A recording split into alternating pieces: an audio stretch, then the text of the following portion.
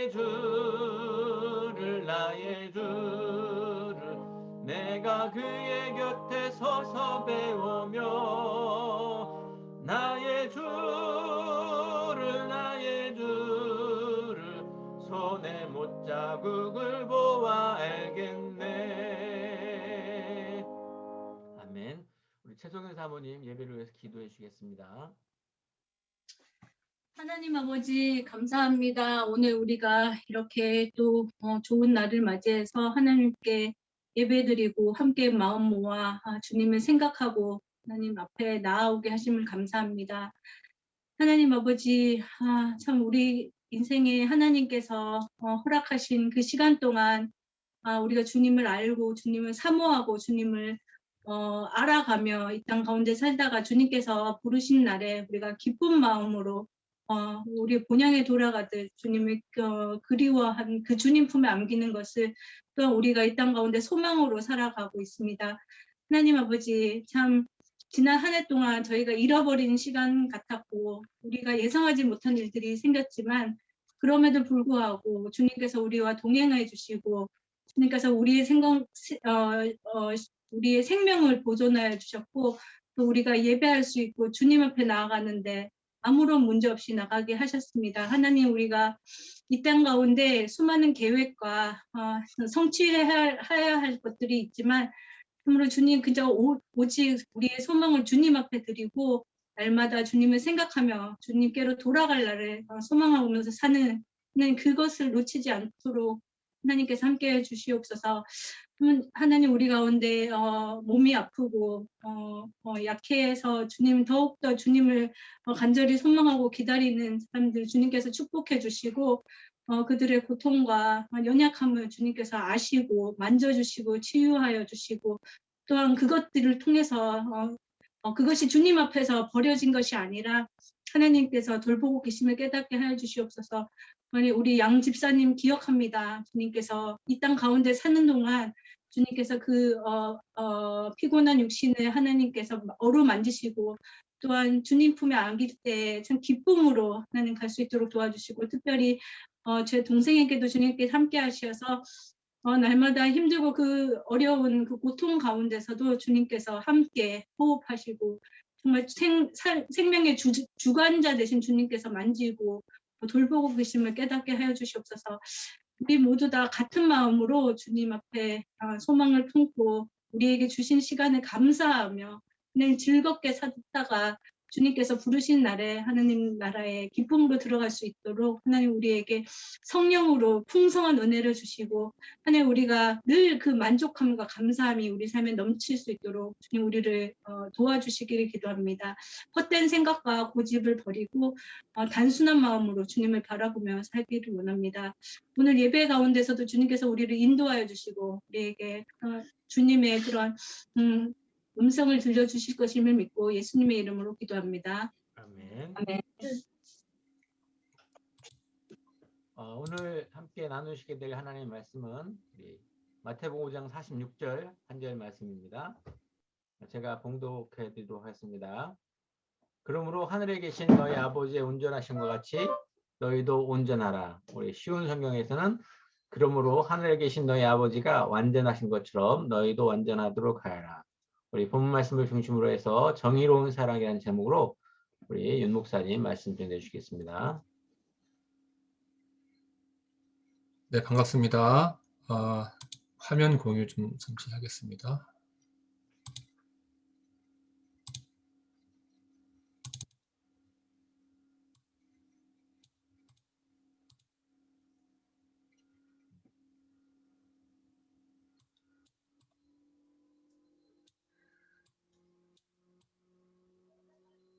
네,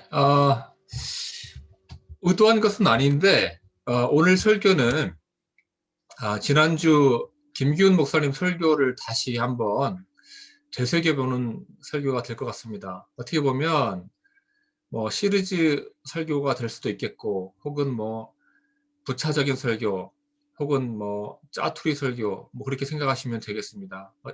이렇게 제가 김 목사님 설교에 사족을 달게 되어서 김 목사님 죄송합니다. 용서해 주십시오.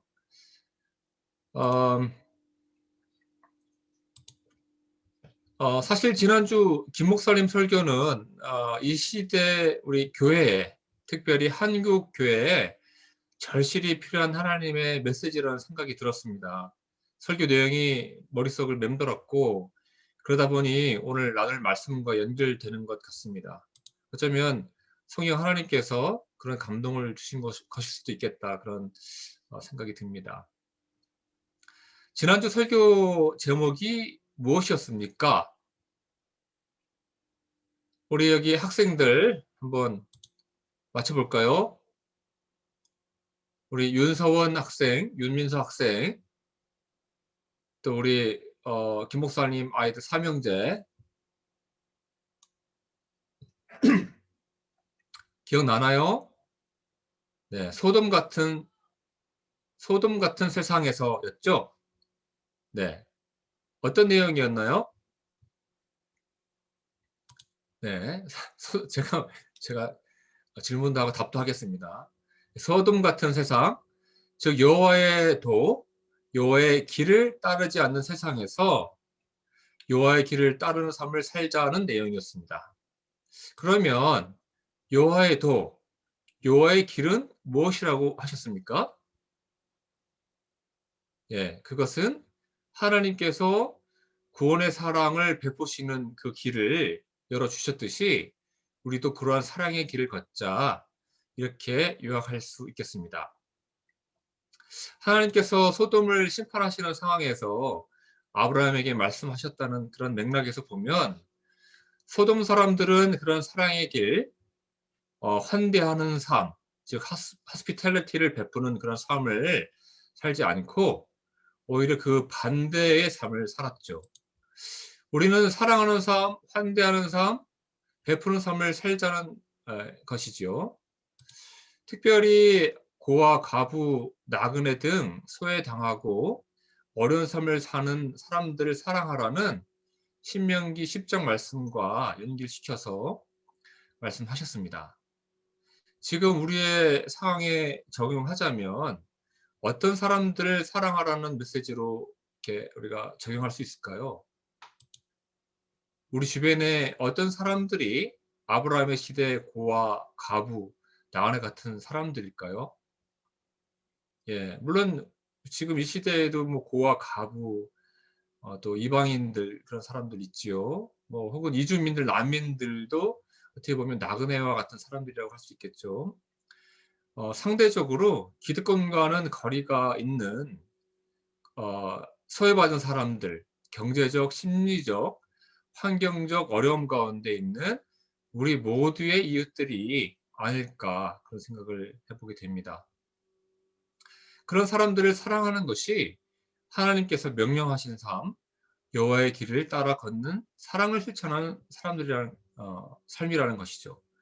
저는 그런 삶을 정의로운 사랑을 실천하는 삶이라고 말하고 싶습니다. 지난주 성경 말씀 창세기 18장 19절을 보면 내가 그로 그 자식과 권속에게 명하여 여호와의 도를 지켜 의와 공도를 행하게 하려고 그를 택하였나니라고 했습니다. 우리 학생 여러분, 여호와의 도는 영어로 뭐죠? 여기서 도는 뭡니까? 도. 하나님의 길이요. 그렇죠. 그 도는 여기서 태권도 할 때 도랑 똑같아요. 길도자, 길이에요, 길. 태권도도 어떻게 보면 주먹과 손을 바르게 쓰는 방법을 배우는 거. 그런 것처럼 여호와의 도도 The Way of the Lord라고 해서 하나님께서 걸으셨던 길, 사랑의 길을 우리도 이제 걸으라 하는 것이라고 이제 설명을 드렸는데, 여기서 의와 공도를 행하라고 했는데 영어로는 doing what is right and just, 옳고 바른 것을, 정의로운 것을 행하라, 이렇게 해석할 수 있겠죠. 이것이 바로 사랑을 실천하라는 것과 연결되어 있는 것입니다. 소돔을 하나님께서 심판하신 이유가 무엇입니까? 너무 잘 알죠? 의인이 없어서라고 하셨죠. 의인이라 함은 doing what is right and just, 즉 righteous와 justice, 그러니까 무너져 있는 그런 그 소돔은 그것이 무너져 있는 사회였다는 것이죠. 그래서 그런 의인이 없는 사회이기 때문에 하나님께서 소돔을 심판하신 것이죠. 좀 더 풀어서 설명하자면 고아, 과부, 나그네로 대표되는 소외당하고 약함과 어려움 가운데 있는 사람들을 돕고 환대를 베풀고 섬기는, 또 그들의 억울함을 풀어주고 궁핍함을 채워주고 보살피는 정의로운 사랑의 실천이 없었기에 그들을 심판하셨다는 것입니다. 하나님께서 보내신 천사들이 나그네의 모습으로 소돔에 들어갔는데 그들이 여행하면서 힘들고 지치지는 않았나 살펴서 필요하면 먹을 것과 쉴 장소를 제공하는 것이 정의로운 사랑인데, 오히려 그들을 해치려고 했던 소돔 사람들의 모습이 정의로운 사랑이 결핍된 그 지옥 같은 사회를 적나라하게 보여주는 그런 모습이었습니다. 한국교회가 지금 이렇게 지탄을 받는 그런 지경에 이르게 된 이유 중에 하나는 바로 이러한 여호와의 도를 따라 정의로운 사랑을 행하는 일에 철저히 실패했기 때문이라는 것이 저의 개인적인 생각입니다. 지난주에 우리 김 목사님께서 righteous and justice에 해당되는 히브리어, 이스라엘 말 두 단어를 소개해 주셨는데 기억이 안 나죠? 예. 저도 그래서 목사님 설교를 다시 한번 들으면서 찾아보았는데요. 하나는 체다카, 하나는 샤밧였습니다. 그래서 이 둘의 의미를 좀 이렇게 잘 종합해서 풀어보면 하나님의 백성의 정체성을 가지고 그에 맞게 정의로운 사랑을 실천하는 것으로 요약할 수 있을 것입니다. 김 목사님 맞습니까? 네. 우리 각자의 처한 상황에 정의해 보면 하나님의 자녀, 혹은 목사, 혹은 학생, 부모, 자녀, 선교사, 직장인, 지역사회 구성원 등 우리의 정체성에 걸맞는 역할을 잘 감당하되 그 상황에 맞게 정의로운 사랑을 실천하는 삶을 살아야 한다는 것이죠. 예를 하나 들자면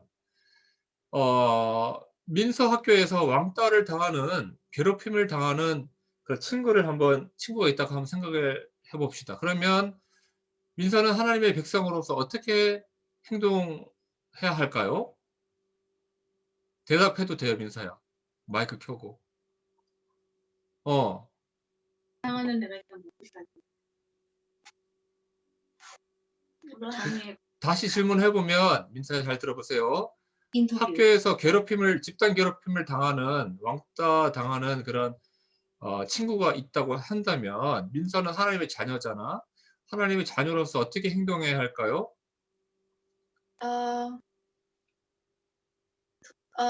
선생님한테 얘기해요. 네, 맞아요. 네, 그렇죠. 그러니까 친구한테 이렇게 얘기해 줄 수 있겠죠. 네가 이렇게 집단 괴롭힘을 당하는 것은 옳지 않은 일이야.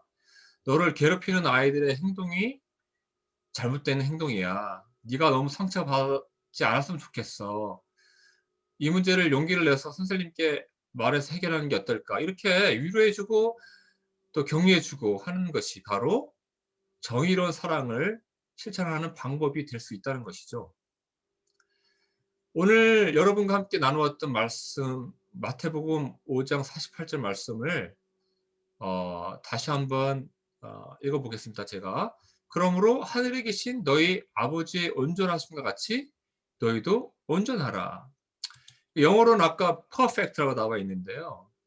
나중에 좀 더 이 본문의 말씀을 설명을 하겠습니다. 그 전에 제가 영화 얘기를 오늘 좀 할 거예요. 두 편의 영화 얘기를 할 건데요. 얼마 전에 그 오래된 영화죠. 그 알파치노 주연의 갱스터 영화 스카페이스라는 영화를 봤는데요. 혹시 보신 분 계신가요? 네. 별로 기대 안 하고 그냥 봤는데요. 뭐 물론 그 알파치노의 연기도 참 좋았지만은 그 내용이 어떤 저에게 어떤 잔잔한 여운을 남겼습니다. 내용을 요약하면 이렇습니다. 쿠바 범죄자 출신 토니는 미국에 망명을 하게 됩니다. 본인은 정치적 망명이라고 거짓말을 하지만 이민 심사를 하던 경찰은 영화 제목에서 나오듯이 얼굴에 상처가 있는 그의 모습을 보고 그가 범죄자 출신인 것을 한 번에 알아보죠. 스카페이스 토니는 우여곡절 끝에 영주권을 얻게 되고 길거리에서 핫도그를 팔게 됩니다. 하지만 토니는 그런 일에 만족할 만한 그런 사람이 아니었습니다. 야망이 있는 그런 사람이었는데 그 야망은 미국에서 경제적으로 크게 성공하는 것이었습니다. 그는 자신의 야망을 이루기 위해서 바른 길을 선택하지 않고 옳지 않지만 그러니까 야망을 이루기 위해서 바른 길을 선택하지 않고 옳지 않지만 빠른 길을 선택하기로 했습니다. 그것은 뭐였냐면 바로 마약 거래로 검은 돈을 버는 갱조직에 가입하는 것이었습니다. 큰 돈을 벌기 위해서는 살인과 같은 흉악한 범죄도 마다하지 않은 토니는 곧 조직 보스의 눈에 띄게 됩니다. 그리고 조직에서 승승장구하여 큰 부를 이루게 되죠. 급기야는 조직의 보스를 죽이고 그 여자를 가로채기까지 하는 악랄한 면모를 보입니다. 하루는 거래하던 그 마약 조직 두목의 청탁으로 정치계 거물을 암살하기 위해서 차량을 폭발하려고 이제 그 폭탄을 달고 이제 그 차를 쫓아가서 리모컨 컨트롤로 눌러서 이제 폭발을 하려고 했는데 그 차에 그 정치계 거물의 아내와 사랑스러운 두 아이가 함께 탔습니다. 근데 이제 이 스카페이스 토니는 고민에 빠지게 됩니다. 악마의 화신같이 사람을 죽이는 것에 주저함이 없었던 토니였지만 차마 그 순간에는 행복하게 웃고 있는 아이들을 함께 죽일 수 없었습니다. 그리고 I'm not that kind of person 이라고 외치면서 욕설과 함께 그 말을 내뱉으면서 청탁을 맡긴 거래처 보스의 부하가 옆에 있었는데 그 부하를 죽이고 그 자리를 뜨고 맙니다. 토니가 자신의 청탁을 어긴 것을 배신으로 간주한 거래처 조직 보스는 암살단을 보내서 토니를 죽이고자 합니다. 결국 토니는 수없이 쏟아지는 총알의 망신창이가 되어서 그의 대저택의 실내 수영장에서 초라하게 죽게 됩니다. 토니의 처참한 시신에서 World is Yours라는 글이 새겨진 수영장 조각상에 이렇게 새겨진 문구로 카메라 앵글이 옮겨가면서 이 영화는 그 막을 내리게 됩니다. 큰 돈을 벌어서 권력을 얻고 큰 돈을 벌고 권력을 얻고 세상이 마치 자기인 것인 양 거드름 부리며 사는 것이 행복인 줄 알았던 토니. 비록 보스에게 빼앗았지만 사랑하는 아내 그리고 그 아내 사이에서 낳은 아이들과 떵떵거리며 사는 것이 그가 바라던 그런 행복한 모습이었습니다. 그러나 그의 욕망은 어느덧 그를 집어삼켰고 와일광 스카페이스 토니는 끝없는 나락으로 추락하여 비참한 최후를 맞이하게 됩니다. 토니를 생각하면서 여러분 어떤 생각이 들었습니까? 저는 이 토니는 사실 동정을 받아서는 안 되는 사람이라고 그렇게 생각을 합니다. 자신의 욕망을 충족시키기 위해서 사람 죽이는 것을 서슴지 않고 행하는 아주 악한 사람이죠. 심지어 쿠바에서부터 지금까지 생사고락을 함께 했던 친구를 자신의 여동생과 사귄다는 이유로 총으로 쏴 죽입니다.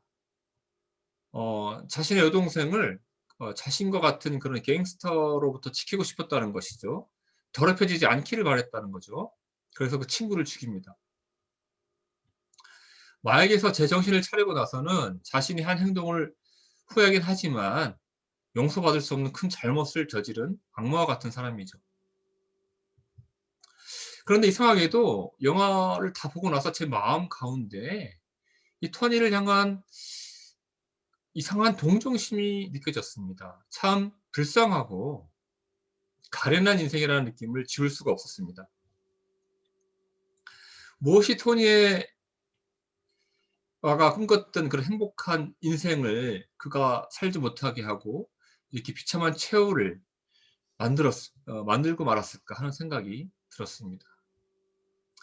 암살하려던 정치인과 함께 동승했던 그의 아내와 아이들을 참아 죽이지 못했던 그의 모습, 친구를 죽이고 나서 후회에 한탄을 하던 그의 모습, 온갖 더러운 욕설과 인격 모독으로 거칠게 물어쳐서 결국 집을 나가버린 아내에게 사랑한다라는 말을 전해달라고 부하에게 부탁하는 모습, 자기와 같은 깡패들로부터 자신의 여동생을 보호하려 했던 그런 행동, 동생을 향한 그런 집착과 같은 사랑, 그런 그의 모습들 속에서 모순적이긴 하지만 전 그의 그 그 악마 같은 토니에게서 인간적인 면, 더 나아가서 선한 무엇인가를 느낀 것 같습니다. 악마에게서 발견한 선한 이미지라는 그 역설을 어떻게 설명해야 할까요? 또 다른 영화 하나를 소개하고자 합니다. 파리 대왕이라는 영화인데요. 이 영화는 제가 대학교 4학년 때니까 96년도에 본 영화인데요. 그 수업에 조직사회학 수업을 들으면서 본 영화인데 이 내용은 이제 여기 올린 PPT 자료 화면을 제가 읽으면서 여러분에게 좀 알려드리겠습니다.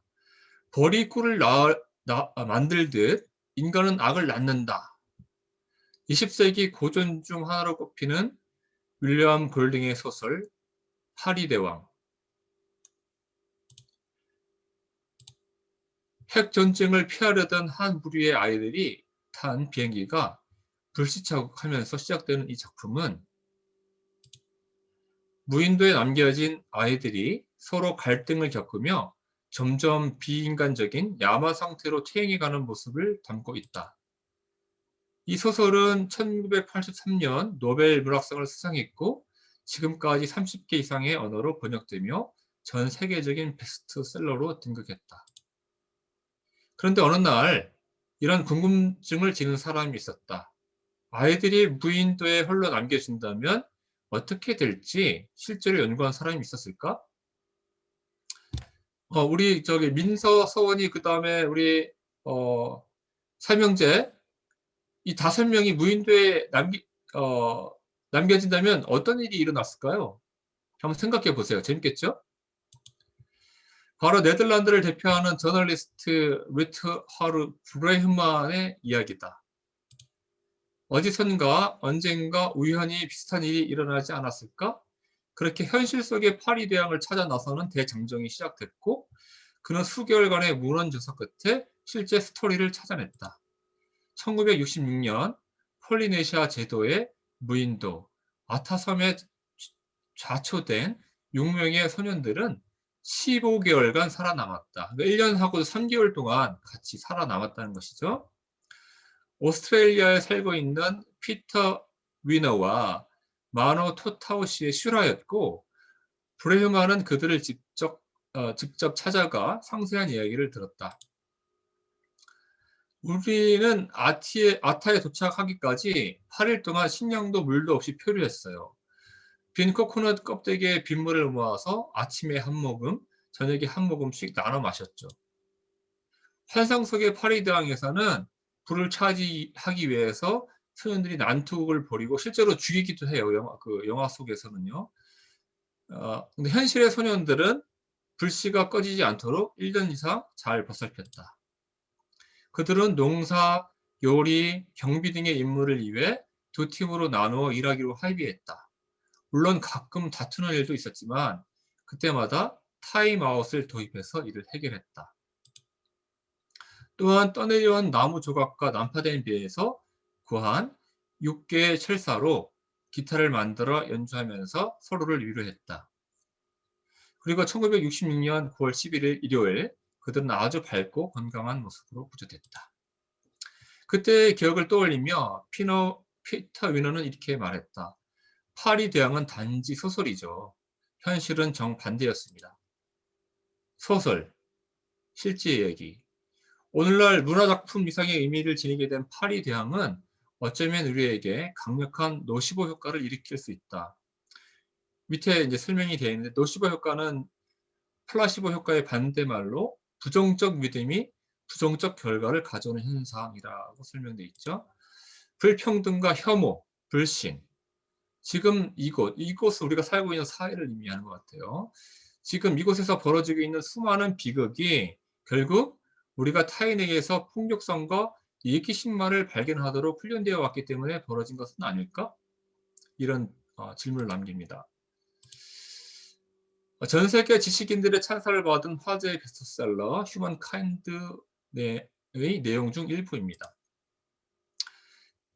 휴먼카인드에서는 인간의 본성이 악하다는 프레임이 우리 사회에 미친 영향을 면밀히 분석합니다. 악마의 편집에 감춰진 희망의 연대기를 책 속에서 만나보시길 바랍니다.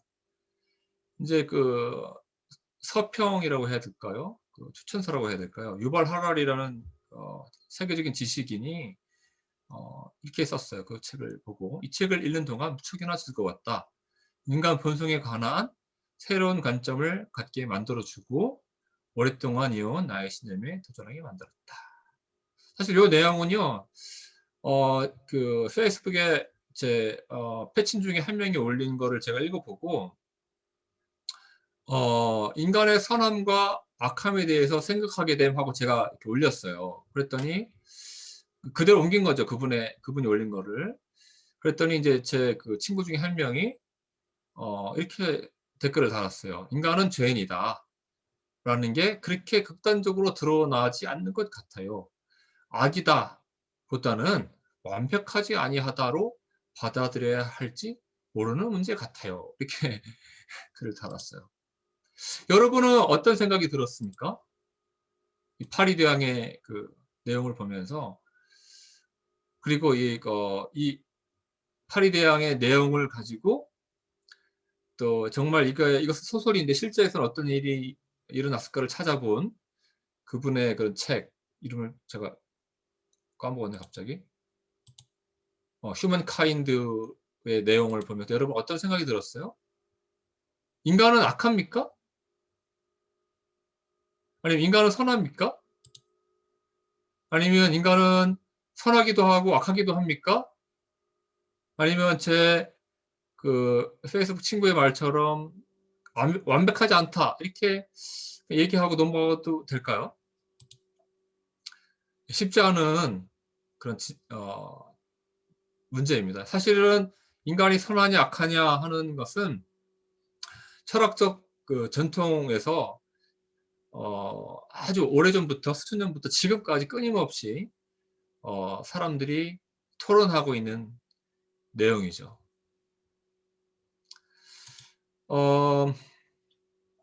오늘 다시 본문의 말씀으로 돌아오기를 원합니다. 마태복음 5장 48절에 하늘에 계신 너희 아버지의 온전하심과 같이 너희도 온전하라 라는 이 말에서 온전하다라는 뜻은 그리스어로 텔레이오스인데 목적을 달성한, 완전한, 완성한 이런 뜻을 가지고 있습니다. 영어로는 completion 혹은 perfect 이런 뜻을 가지고 있는데요. 이런 거죠. 하나의 의미는 그중에 단어의 의미 중 하나는 이런 겁니다. 오늘 아침에 내가 5km를 달려야 되겠다 하고 목적을 정해서 달리고 있었는데 4km 지점에서 힘이 들어서 포기하면 이건 텔레이오스 하지 못한 것이죠. 온전히 이루지 못한 것이죠. 5km를 다 완주하면 그때 텔레이오스 완주했다. 온전히 다 달렸다. 이렇게 얘기할 수 있는 것이죠.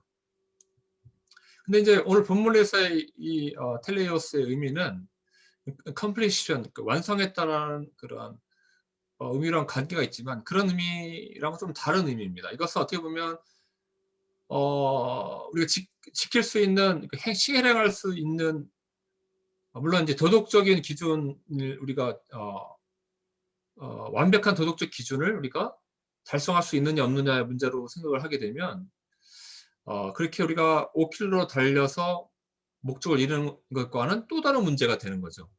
그러니까 결코 그렇게 쉽지는 않다는 거예요. 그래서 오늘 본문의 말씀을 읽을 때 이런 오해를 할 수가 있어요.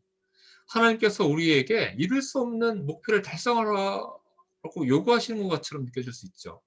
이건 마치 이제 학교에서 선생님께서 숙제를 주시는데 두꺼운 수학 문제집 하나를 주면서 이거를 오늘 1시간 내에 다 풀어라 라고 한다면 여러분 할 수 있겠어요? 저는 당연히 못하죠. 그리고 그러면 굉장히 마음에 이제 부담감을 가질 거예요. 마치 그런 것처럼 하나님께서 우리에게 이루지 못할 목표를 주시는 것은 아닐까? 라는 생각이 듭니다. 하나님이 온전하심처럼 우리가 온전해질 수 있겠는가? 이 의미를 좀 더 우리가 분명히 하기 위해서 이 말씀을 하신 문맥을 좀 살펴볼 필요가 있는데요. 이 말씀은 산상수훈의 거의 끝부분에 나오는 말씀이에요. 산상수훈에서 여러 가지 말씀을 하셨는데 이 말씀은 원수를 사랑하기까지 내 이웃을 사랑하라는 그런 맥락 속에서 주신 말이에요. 그러니까 사랑에 있어서 온전하라라는 것이죠. 하나님께서 사랑하실 때 온전히 사랑하셨듯이 주님께서는 우리에게 그런 사랑으로 너희가 사랑하라, 이웃을 사랑하라 라고 요구하시는 것이죠. 너무 좀 무리한 요구 아닌가요? 그런데 그런 하나님의 사랑, 자신을 그러니까 독생자 아들 예수 그리스도를 내어 주시기까지 한 십자가에 내어 놓으시기까지 한 그 사랑을 우리에게 요구하시는데 그런 사랑을 실천하신 분이 있죠. 이분은 이제 손양은 목사님인데요. 이분이 안고 있는 사람은 자신의 그 사랑하는 친아들 2명을 죽인 살인자를 용서하고 안아주는 모습이에요. 심지어는 그냥 용서했을 뿐만 아니라 양자로 삼으셨어요. 그리고 자기의 친아들처럼 자기의 아들을 죽인 그런 양자를 사랑해 주셨죠. 이선영 목사님은 이렇게 정말 원수되었던 사람까지 사랑하는 하나님이 마치 우리 죄인된 우리들을 위해서 외아들을 내어 주신 것처럼 우리를 사랑하셨던 그 사랑을 실제로 보여주었던 그런 모델이 되셨죠. 이분은 또 이렇게 그 나병 환자, 그러니까는 지금은 한센병에 걸린 나병 환자들을 이렇게 평생 동안 그런 분들을 섬기면서 정말 그리스도의 사랑을 말로만이 아니라 삶으로서 실천했던 그런 분입니다. 페이스북에서 어떤 글을 읽었어요. 제 화성교회 한 동기, 친구예요. 친구가 이런 글을 올렸어요. 동성애자들을 나는 혐오한다. 이렇게 대놓고 말을 했어요. 그리고 그래서 야, 이거 무슨 글인가 하고 그 친구의 페이스북 글들을 쭉 읽어보니까 동성애자에 대한 글들이 굉장히 많이 올라와 있는데 자신은 그들을 혐오한다고 얘기하는 거예요. 그리고 혐오해야 된다고 이렇게 얘기하는 거죠. 혐오라는 말은 이제 좀 어려운 말인데 한국말로 쉽게 얘기하면 미워한다는 거예요. 영어로는 hate 혹은 hatred 이런 말이죠. 근데 하나님께서 우리에게 요구하시는 것은 누구는 사랑하고 누구는 미워하라고 하신 게 아니라 원수까지도 사랑하라고 하셨는데 신실한 자기 스스로는 굉장히 신앙생활 열심히 하는 친구가 그런 말을 한다는 게 굉장히 저한테는 이율배반적으로 느껴졌어요. 우리는 우리 스스로가 우리가 사랑할 수 없는 사람 혹은 사랑하고 싶지 않은 사람 혹은 사랑하지 않아도 되는 사람 더 나아가서 적극적으로 미워해도 되는 사람들의 목록을 작성하고 가지고 있지는 않은가. 어떤 사람들은 우리가 다 그렇다는 거 아니고 그런 생각을 좀 해보게 됐고 제 자신 내면을 들여다보면 어쩌면 나도 모르게 그런 목록을 가지고 있는 것은 아닌가 그런 제 자신을 돌아보는 시간을 가지기도 했습니다. 다시 왔다 갔다 하는데요. 다시 스카페이스 토니의 얘기를 좀 해볼까요? 그는 지극히 악한 사람이었죠. 그런데 그에게도 큰 그 거실에 켜놓은 작은 촛불처럼 꺼질 듯 말 듯한 선한 모습이 함께 공존하고 있었던 것은 아닌가라는 생각을 좀 해봤습니다. 저는 그 이유를 그가 하나님의 형상으로 지음받은 인간이기 때문이라고 말하고 싶습니다. 토니는 전적으로 타락한 인간의 모습을 보여줍니다. 한편 그는 전적 은혜의 대상이기도 하지요. 일반 은혜의 관점에서 보면 여전히 그 안에 하나님의 선한 형상이 남아 있으므로 그가 존귀한 존재라고 말할 수 있습니다. 한편 하나님의 특별 은혜의 관점에서 보면 그는 하나님께서 찾으시는 집 나간 둘째 아들 탕자와 같은 존재라고 말할 수 있습니다.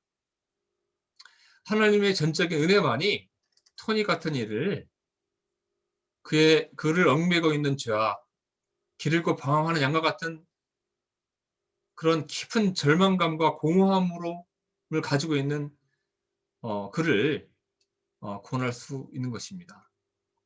토니와 같은 자들을 위해서 하나님께서는 사랑하시는 독생자 예수 그리스도를 십자가에 내주셨고, 토니와 같은 우리들을 위해 주님께서는 기꺼이 당신의 보혈을 흘리시고 당신의 살이 찢겨지는 고통을 감내하신 것이죠. 어쩌면 죄인들의 친구로서 공생애를 사셨던 이 땅에서 인간으로서의 삶을 사셨던 예수께서는 말할 수 없는 고통 가운데서 당신의 희생으로 구원받게 십자가 위에서 그 고통 가운데서도 인간으로 살 때 같이 교제했던 그 죄인 친구들의 얼굴을 하나 둘씩 떠올리시면서 하나님께 내가 그들을 위해서 죽는 것에 대해서 기쁨과 감사의 기도를 드리고 계셨는지도 모르겠다 하는 그런 생각이 들었습니다. 우리는 감히 상종할 수 없을 것 같은 죄인들, 동족의 피를 빨아먹는 세리들, 그리고 몸을 파는 더러운 매춘부들과 같은 자들과 함께 기꺼이 식탁 교제를 나누시고 같이 웃고 우셨던 우리 주님, 그런 이 주님이야말로 정의로운 사랑을 몸소 실천하신 하나님의 도를 묵묵히 그리고 당당히 걸어가신 우리의 본이 되시고 롤 모델이 되시는 분이 아닌가 하는 생각을 해봅니다. 상상만 해도 혐오감에 역겨워지는 사람들을 포함해서 일상에서 우리가 만나는 그 주를 떠나 있는 모든 죄인들은 하나님께서 그 품에 안아주시기 위해서 그토록 기다리시는 집 나간 둘째 아들일 것입니다. 하나님의 형상, 주님의 형상이 그들 안에 있어 그토록 존귀한 자들입니다. 그들을 바라보는 우리의 시선이 첫째 아들의 혐오 혹은 시샘의 시선이 아니라 아버지의 그윽한 사랑의 눈길이길 소망해 봅니다. 다시 한번 오늘의 본문을 기도하는 마음으로 읽겠습니다. 우리 안에는 온전할 수 있는 능력이 없습니다. 성령께서 주시는 능력만이 하나님의 우리로 하여금 타인들을 사랑할 수 있는 온전함을 허락하십니다. 그 능력을 날마다 우리에게 주십시오 하는 마음으로 제가 읽고 기도하고 오늘 설교를 갈무리하도록 하겠습니다. 그러므로 하늘에 계신 너희 아버지의 온전하심 같이 너희도 온전하라. 기도하시겠습니다. 사랑의 주님, 그렇습니다. 주님께서는 죄인된 저희들을 그토록 사랑하셔서 십자가에서 저희들의 죄를 감당하시기 위해서 말할 수 없는 고통을 감내하셨습니다. 그리고 그런 정의로운 사랑을 온전히 저희들에게 보여주셨고 저희로 그 길을 온전히 따를 수 있는 그런 성령을 저에게 허락해 주셨습니다. 저희가 성령의 능력으로 하나님의 온전하심과 같은 그런 온전하심을 이 땅 가운데 날마다 이루어가며 살아갈 수 있도록 주께서 능력으로 함께하여 주옵소서. 감사드리며 예수님의 이름으로 기도합니다. 아멘. 오늘 저희가 그 헌금하면서 저희가 특송한 것 녹화한 거를 저희가 보여드리도록 하겠습니다. 잠시만 기다려주세요. 오늘 민서는 빠졌어요. 민서는 민지 부끄러워서 그런지 빠졌고, 서원이 저하고 이제 아내가 하는데, 서원이가 반주하고 저희가 부릅니다.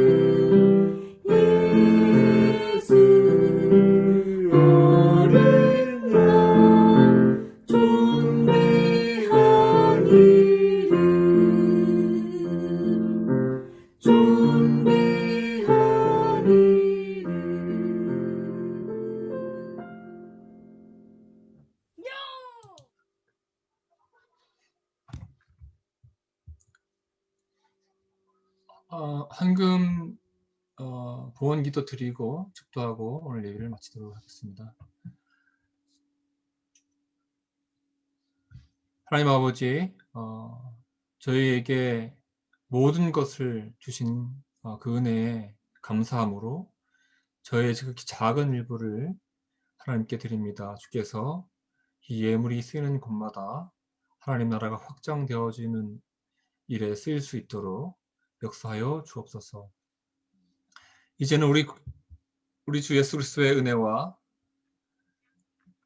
하나님 아버지의 극진하신 사랑과 성령의 감화 감동 교통하심이 하나님의 온전하심과 같이 온전히 이웃을 사랑하기를 실천하기를 원하는 사랑하는 수안지 한인연합교회 성도들 위에 지금부터 영원까지 함께 하시기를 축원하옵나이다. 아멘.